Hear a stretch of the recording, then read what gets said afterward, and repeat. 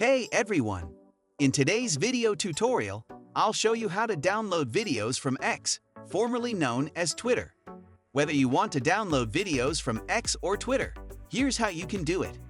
Please note that downloading videos directly from X or Twitter requires a premium subscription. Let's start with how to download an X or Twitter video if you have a subscription. First, navigate to the video you wish to download. For example, if you want to download this particular video, simply click on the three dots. If you have a subscription, you will see a download button here. But if you are using a free account and don't see the download button, don't worry. You can still download the video by copying the video link and opening a browser. Next, go back to your home screen, open the Google Play Store, and search for a Twitter Video Downloader app. Download any app that fits your needs. Alternatively, you can download the video via a browser. I'll be using Google Chrome. Type Twitter Video Downloader in the search bar.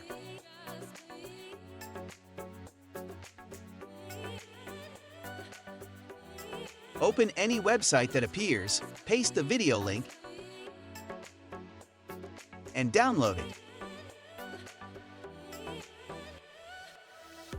I hope you found this tutorial helpful.